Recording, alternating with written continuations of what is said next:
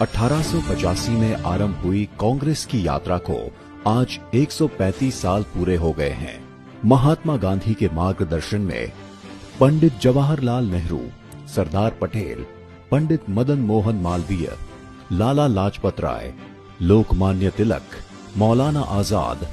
सुभाष चंद्र बोस, सी राजगोपालाचारी, राजेंद्र प्रसाद, खान अब्दुल गफार खान जैसे सरीखे कांग्रेस नेताओं ने न केवल भारतीय स्वाधीनता आंदोलन को सत्याग्रह, असहयोग, सविनय अवज्ञा और दांडी नमक यात्रा जैसे अहिंसक और देशव्यापी आंदोलनों से देश की आजादी का लक्ष्य हासिल किया,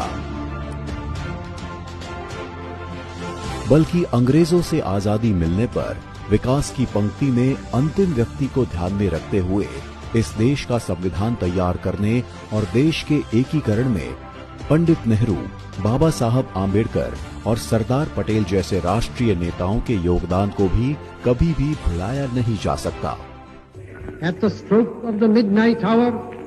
when the world sleeps, India will awake to life and freedom.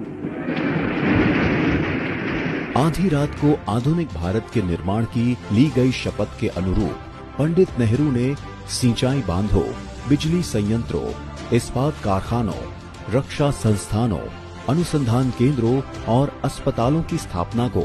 इन्हें आधुनिक भारत के मंदिर का दर्जा देकर इनका देश की आत्मनिर्भरता के लिए महत्व स्पष्ट किया। इसी आत्मनिर्भरता की सच्चे राष्ट्रवाद की भावना ने प्रधानमंत्री के रूप में श्रीमती इंदिरा गांधी को हरित क्रांति के लिए प्रेरित किया, जिससे न केवल देश अनाज में आत्मनिर्भर हुआ बल्कि एक समृद्ध किसान की अवधारणा भी साकार हुई। आधुनिक भारत बनने की दिशा में भारत ने तब एक लंबी छलांग लगाई जब स्वर्गीय राजीव गांधी ने अपने प्रधानमंत्री काल में देश में टेलीकॉम और कंप्यूटर क्रांति का आगाज किया। आज का डिजिटल इंडिया और हर हाथ में फोन स्वर्गीय राजीव जी की दूरदृष्टि के बगैर असंभव था।